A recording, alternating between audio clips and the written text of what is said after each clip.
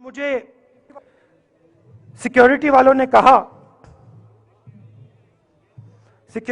कहा था कि देखिए आप पूरे हिंदुस्तान में चल सकते हो, जम्मू में भी चल सकते हो, मगर आखिरी जो 4 दिन हैं कश्मीर में आपको गाड़ी से जाना चाहिए।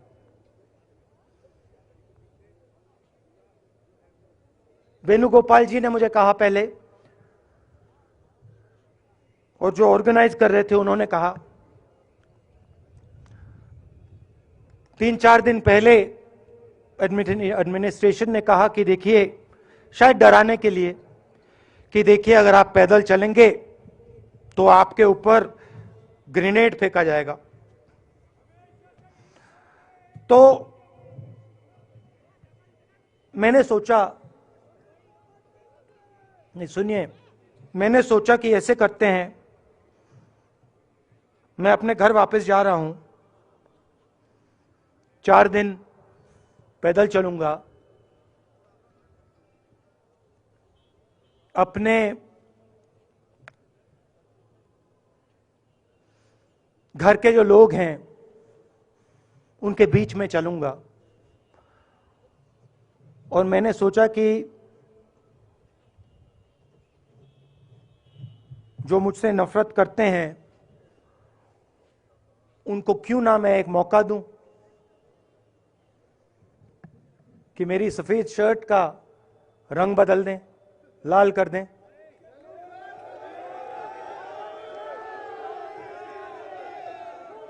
क्योंकि मेरे परिवार ने मुझे सिखाया है, गांधी जी ने मुझे सिखाया है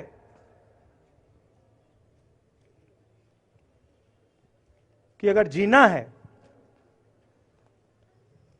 तो डरे बिना जीना है, नहीं तो जीना नहीं है। तो मैंने मौका दिया, मैंने कहा मैं 4 दिन चलूंगा, बदल दो टी शर्ट का रंग, लाल कर दो, देखी जाएगी। मगर जो मैंने सोचा था वही हुआ। जम्मू कश्मीर के लोगों ने मुझे हैंड ग्रेनेड नहीं दिया, अपने दिल खोलकर प्यार दिया, गले लगे।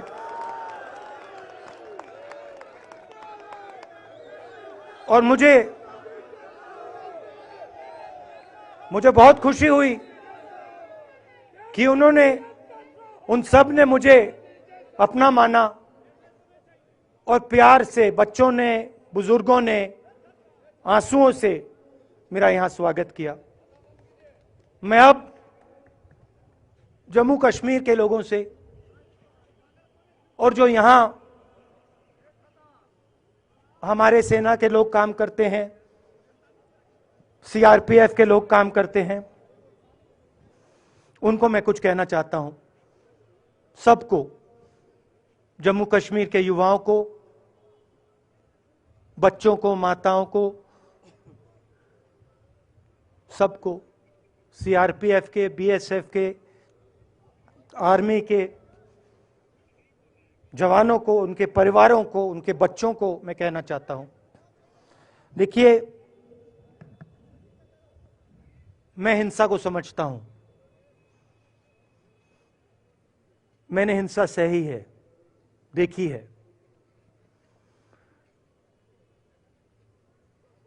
जो हिंसा नहीं सहता है, जिसने हिंसा नहीं देखी है, उसे यह बात समझ नहीं आएगी।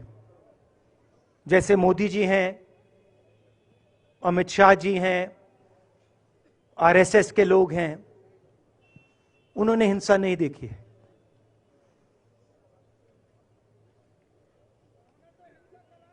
डरते हैं, नहीं डरते हैं, देखिए डरते हैं। यहां पे हम 4 दिन पैदल चले, मैं आपको गारंटी देके कह सकता हूं कि बीजेपी का कोई नेता ऐसे नहीं चल सकता है। और इसलिए नहीं क्योंकि जम्मू कश्मीर के लोग, इसलिए नहीं क्योंकि जम्मू कश्मीर के लोग उनको चलने नहीं देंगे, इसलिए क्योंकि वो डरते हैं। खैर, मैं अपने जम्मू कश्मीर के लोगों को, युवाओं को, बुजुर्गों को और आर्मी के लोगों को, सीआरपीएफ, बीएसएफ लोगों को थोड़ा सा बताना चाहता हूं। देखिए, मैं जब 14 साल का था, स्कूल में था, सुबह ज्योग्राफी की क्लास में था, मैं पढ़ रहा था, सामने बैठा था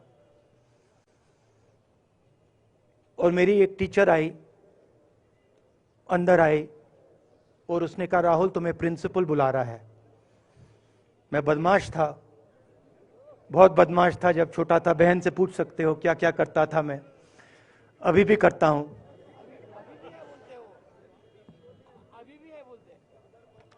मैंने सोचा प्रिंसिपल बुला रहा है, मैंने कुछ गलती की होगी, अब मार पिटेगी। वहां पे केनिंग होती थी, मैंने सोचा था अब केनिंग होगी मेरी। मगर जब मैं चल रहा था, जिस टीचर ने मुझे बुलाया, उसको देखकर मुझे कुछ अजीब सा लगा। और जब मैं प्रिंसिपल के ऑफिस पहुंचा तो प्रिंसिपल ने कहा, राहुल तुम्हारे घर से फोन कॉल है।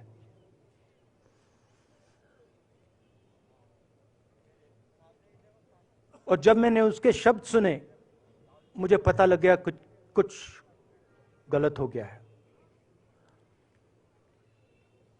मेरे पैर कांपे और मैंने जैसे फोन अपने कान पे लगाया तो मेरे मां के साथ एक औरत काम करती है, वो चिल्ला रही थी, राहुल दादी को गोली मार दी, दादी को गोली मार दी, दादी को गोली मार दी। 14 साल का था।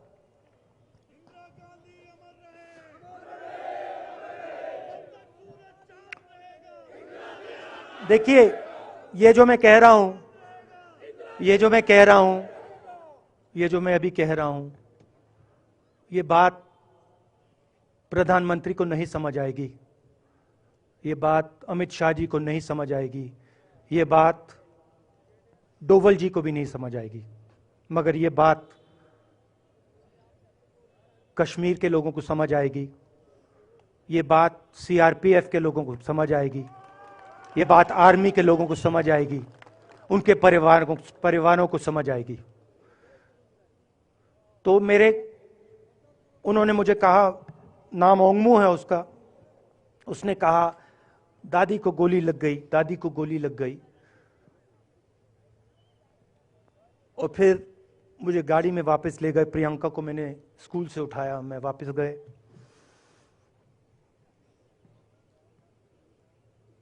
और फिर मैंने वो जगह देखी जहां मेरी दादी का खून था।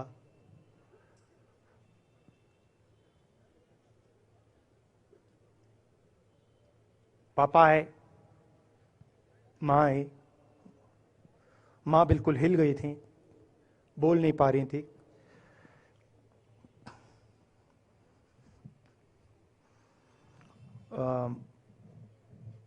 हाँ,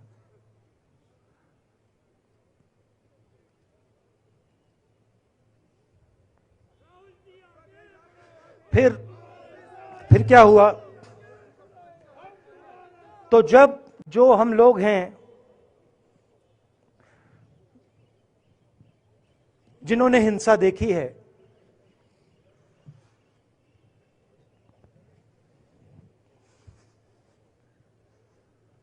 ये जो है ना, ये इसको हम बिल्कुल दूसरी तरीके से देखते हैं। ये आप सबके लिए टेलीफोन है, ये हमारे लिए सिर्फ टेलीफोन नहीं है।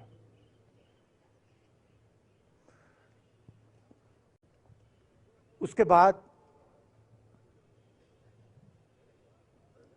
6-7 साल बाद मैं अमेरिका में था और फिर से टेलीफोन आया। 21 में टेलीफोन आया। जैसे बहुत सारे, जैसे जो पुलवामा में हमारे सैनिक मरे थे, उनके घर टेलीफोन आया होगा। हजारों कश्मीरी लोगों के घर टेलीफोन आया होगा। सेना के परिवारों को टेलीफोन आया होगा। वैसा ही टेलीफोन आया। पिता के एक दोस्त थे, उन्होंने मुझे फोन किया और कहा, राहुल बुरी खबर है। मैंने उनसे कहा, मैं जानता हूं, पापा मर गए। कहते हैं हाँ। मैंने कहा धन्यवाद, फोन रख दिया। तो मेरा कहना है जो हिंसा करवाता है, जैसे मोदी जी हैं, अमित शाह जी हैं, अजीत डोवल जी हैं, आरएसएस के लोग हैं, वो इस बात को समझ नहीं सकते हैं, वो दर्द को समझ नहीं सकते हैं। हम समझ सकते हैं। पुलवामा के जो सैनिक थे, उनके बच्चों के दिल में क्या हुआ मैं जानता हूं। मेरे दिल में वही हुआ है जो यहां पे कश्मीर में लोग मरते हैं, उनके दिल में क्या होता है। जो फोन कॉल आता है, क्या लगता है, वो मैं समझता हूं, मेरी बहन समझती है। तो कल किसी जर्नलिस्ट ने मुझसे पूछा, यात्रा का क्या लक्ष्य है।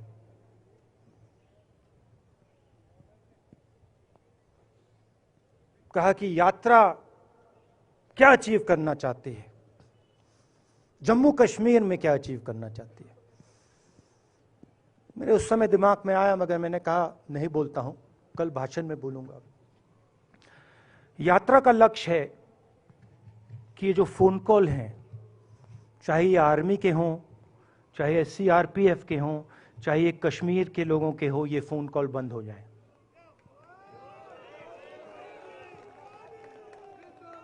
कि ये फोन कॉल किसी बच्चे को, किसी मां को, किसी बेटे को ना लेना पड़े। मेरा लक्ष्य ये जो फोन कॉल हैं, इनको बंद करने का है। अब देखिए, बीजेपी आरएसएस के लोग आक्रमण किस चीज पे कर रहे हैं। मुझे गाली देते हैं, मैं उनका धन्यवाद करता हूं, क्योंकि मैंने आपको शून्यता की बात की, शिव की बात की, उसको मैं समझता हूं और मैं दिल से उनका धन्यवाद करता हूं कि जितना भी वो मेरे ऊपर प्रेशर डालें, जितनी भी गाली लगाएं, जो भी वो करें, उससे मैं सिर्फ सीखता हूं। तो मैं एक प्रकार से उनका धन्यवाद करता हूं। मगर जो मैंने आपको बात बोली पहले, चाहे वो कश्मीरियत है, चाहे वो वैष्णव जंतो है, चाहे वो शंकर देव जी हैं, बसवा हैं, नारायण गुरु हैं, तिरुवल्लुवर हैं, जो तमिलनाडु के बड़े पोएट हैं, फूले जी हैं, और जो कश्मीरियत हैं, ये इस विचारधारा पे आक्रमण कर रहे हैं। और ये जो विचारधाराएं हैं, ये इस देश की नींव है, इस देश की फाउंडेशन है। और आपने जो किया, जो यात्रियों ने किया, हम सब ने किया, इस विचारधारा की रक्षा के लिए किया है। मैंने ये काम अपने लिए नहीं किया, मैं ऐसा काम अपने लिए कभी कर ही नहीं सकता हूं। मैंने ये काम हमारे कांग्रेसी मित्रों को ये अच्छा ना लगे, मगर मैंने ये काम कांग्रेस पार्टी के लिए भी नहीं किया है। मैंने ये काम, और हम सब ने ये काम हिंदुस्तान की जनता के लिए किया है। और हमारी कोशिश है कि जो विचारधारा इस देश की नींव को तोड़ने की कोशिश कर रही है, जो विचारधारा इस देश की नींव को तोड़ने की कोशिश कर रही है, उसके खिलाफ हम खड़े हों, मिलकर खड़े हों, नफरत से नहीं, क्योंकि वो हमारा तरीका नहीं है, मोहब्बत से खड़े हों। मैं जानता हूं कि अगर हम मोहब्बत से खड़े होंगे, प्यार से बात रखेंगे, तो हमें सफलता मिलेगी। और उनकी जो विचारधारा है, उसको हम सिर्फ हराएंगे नहीं, मगर उस विचारधारा को हम उनके दिलों से निकाल देंगे। तो आपने, देश की जनता ने हमारा समर्थन किया। हमारी कोशिश है कि हमें, बीजेपी ने एक जीने का तरीका, राजनीतिक तरीका दिखाया है। हमारी कोशिश है कि हम एक और तरीका, जो हिंदुस्तान का तरीका है, मोहब्बत का तरीका है, वो हम देश को दिखाएं। हम देश को याद दिलाएं कि हिंदुस्तान मोहब्बत का देश है, इज्जत का देश है, भाईचारे का देश। तो हमने जो कहा था, छोटा सा कदम लिया है, बड़ा कदम नहीं है। नफरत के बाजार में मोहब्बत की दुकान खोलने की कोशिश की। धन्यवाद। जय हिंद।